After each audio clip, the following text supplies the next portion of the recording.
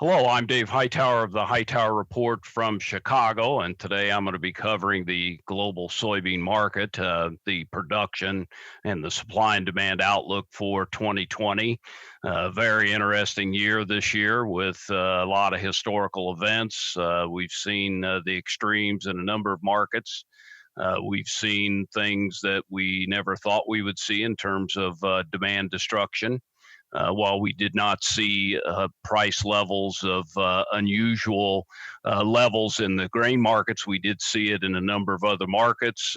We have seen negative interest rates.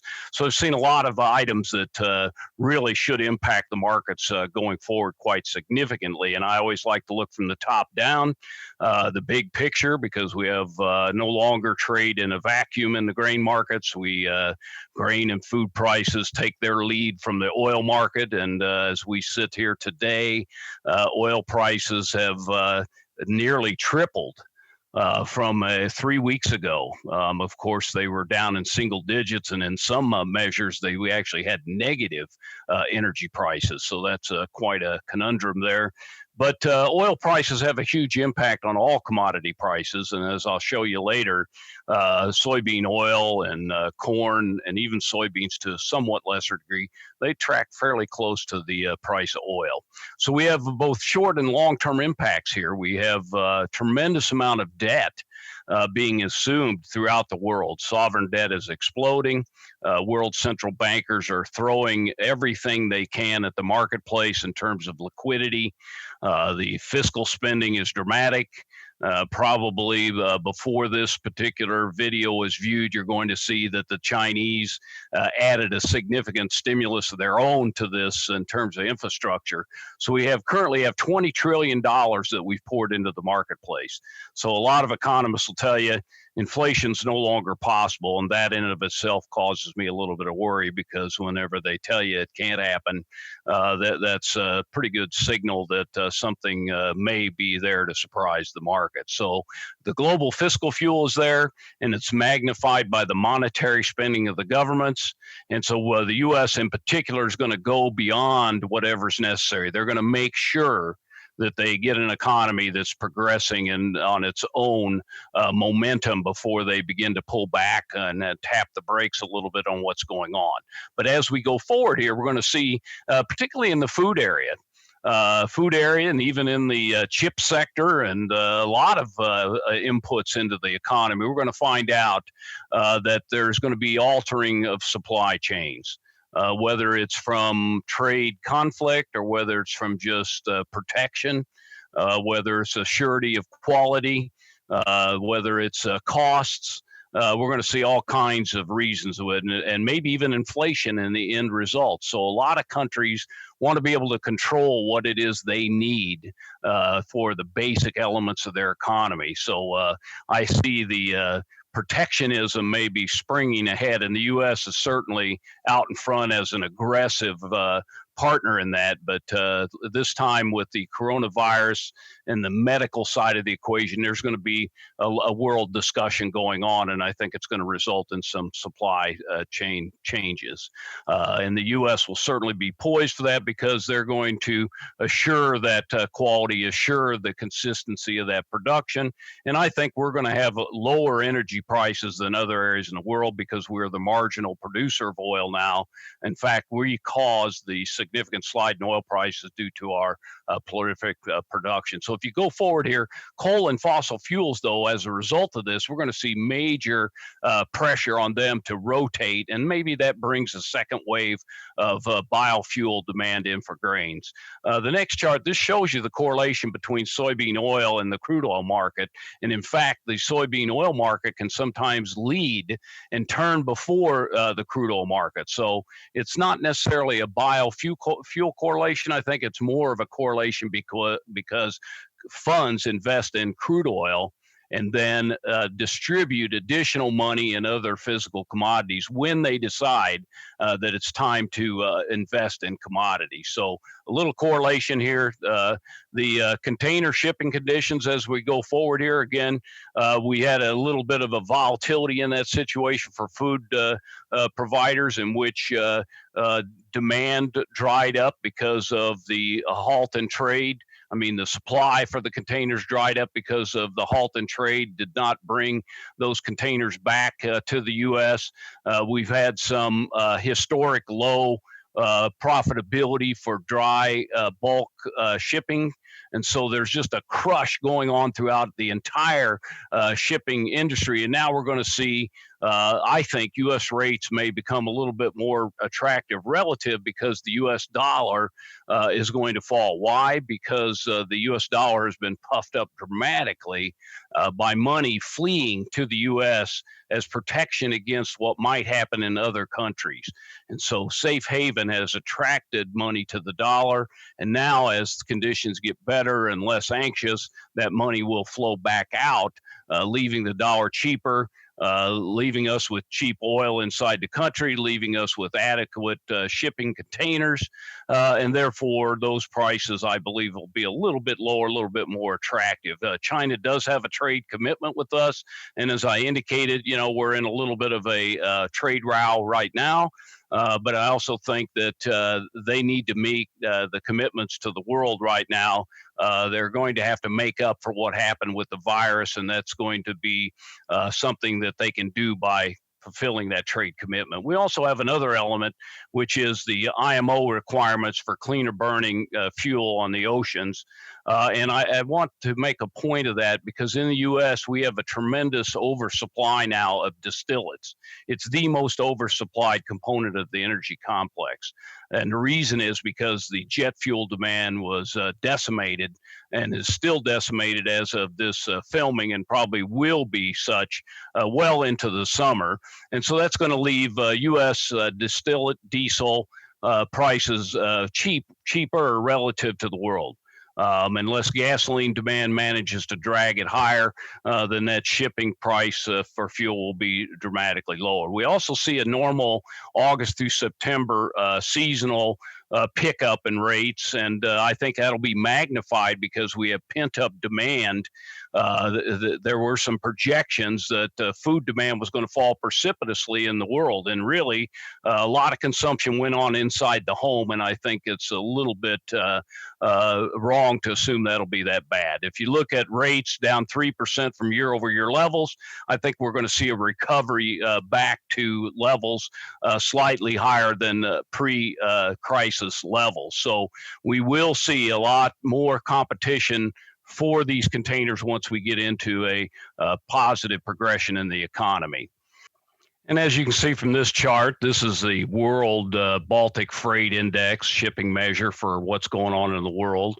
And so we look at this and we realize this is more than likely a once in a lifetime cost of shipping low that artificially has been knocked down, and I think will be very difficult to see us get below that. If we do, I really don't want to see the economic conditions that bring that about. And this is some shipping costs of U.S. grains into China.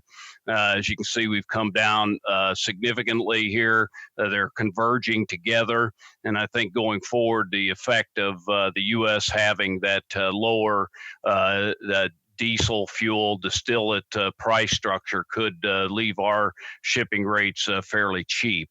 And again, here's the dollar flows. And again, when you look at the dollar, this is massive interjection of money into the U.S. For safe haven. That has, at one hand, created unattractive grain prices for our customers in the U.S., but at the same time, this is an extreme. And instead of being seen as a beginning of an uptrend, this is probably the beginning of a downtrend in the U.S. dollar. So that should make a lot of products that would be coming, specialty products coming from the U.S. will probably begin to get cheaper as we go forward into the future.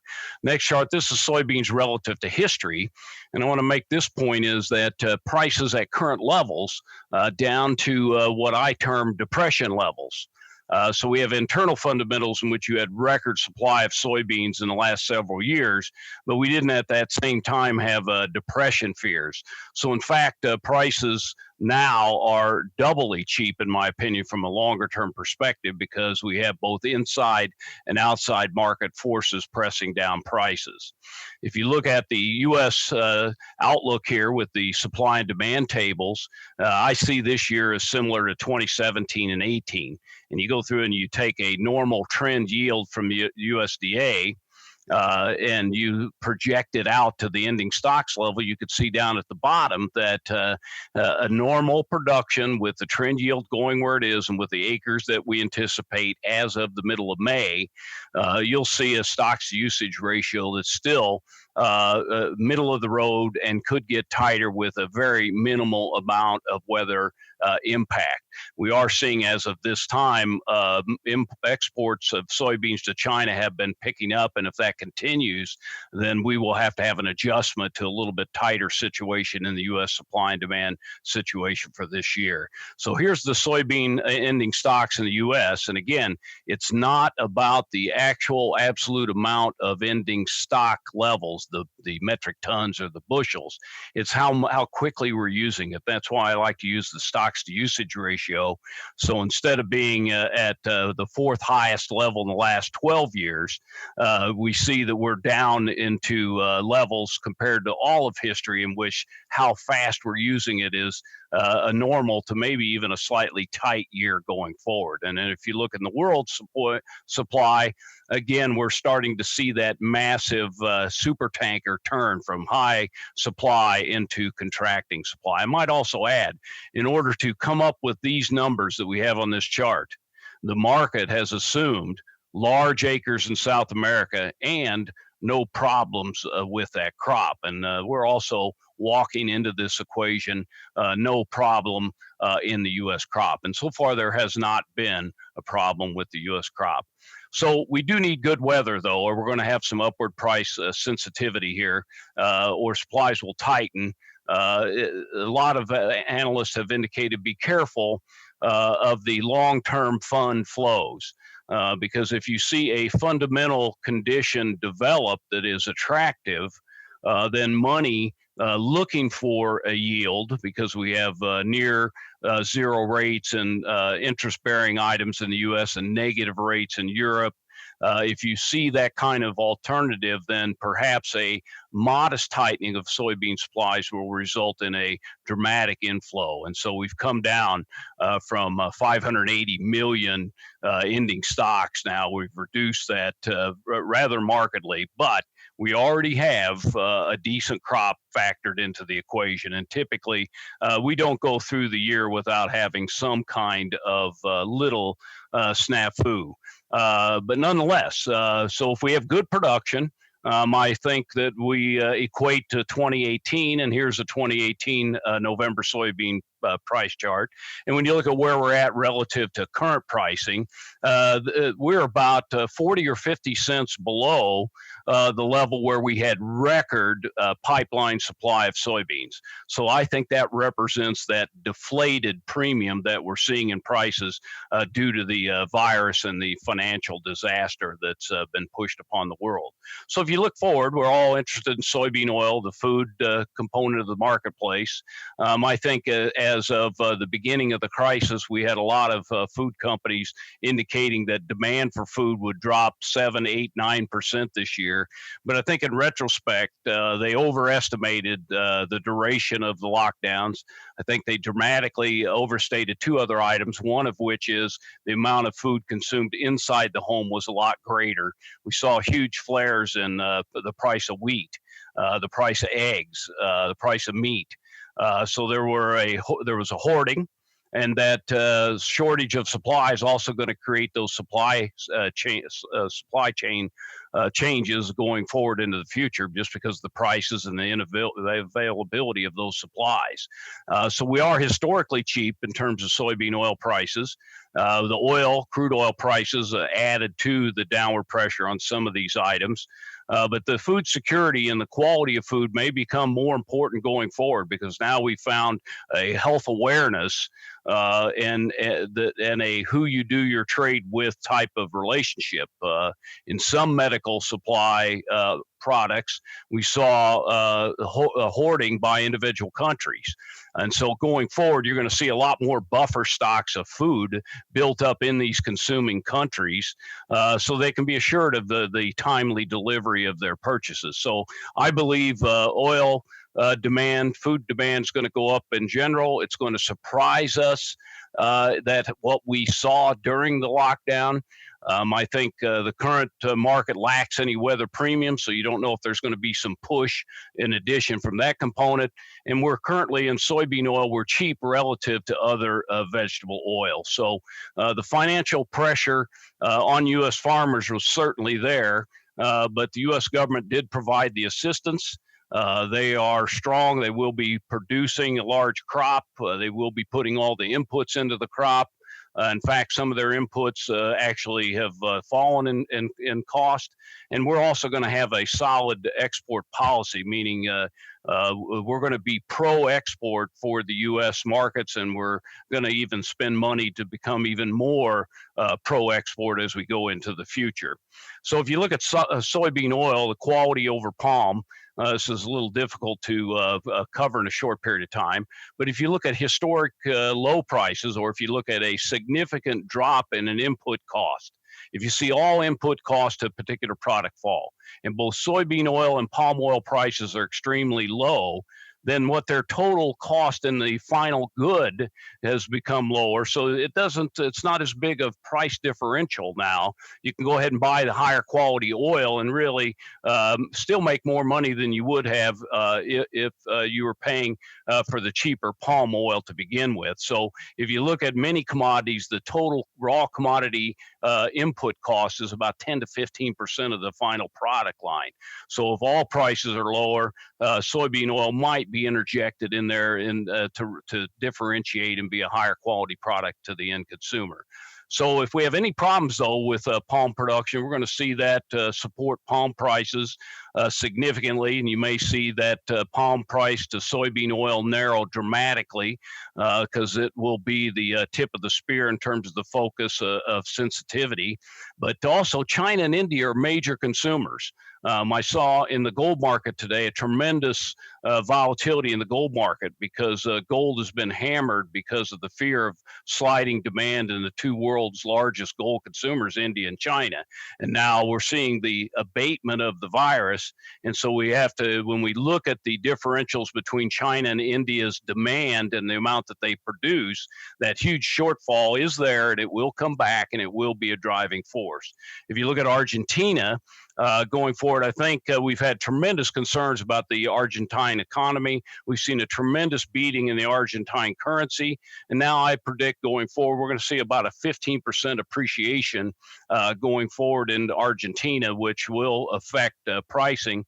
We've also seen Brazil as a major soybean exporter, so they are sold ahead, and there'll be a little bit less competition. The U.S. will become the primary source in the near term, and that dollar falling will probably add momentum to that. So there's lots of talk that food consumption is going to fall dramatically, and I think we're going to find out that that was simply not the case going forward. And so world vegetable oil ending stocks, it's a very tight situation. And again, how fast are we using it? Okay, so we have a lot of supply, but we're still using it at a very strong pace. And while there may be a slight cutback in that, look where we're at. In modern times, we're at the tightest stocks to use ratio in vegetable oil that we've seen. So that's an untenable situation going forward.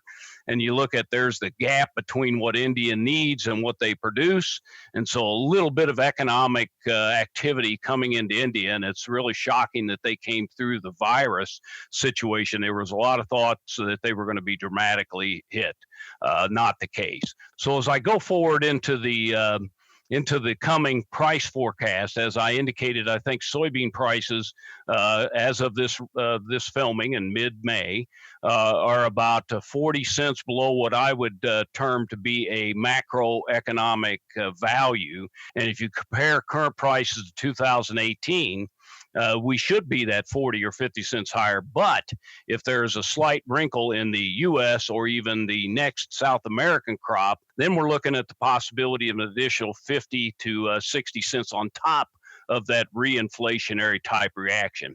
But the good thing for buyers of soybeans is the fact that we have a lot of supply, demand is steady and growing, and so therefore, if weather problems are not significant, the rate of gain in prices is going to be slow and steady in 2020. Thank you for joining me today.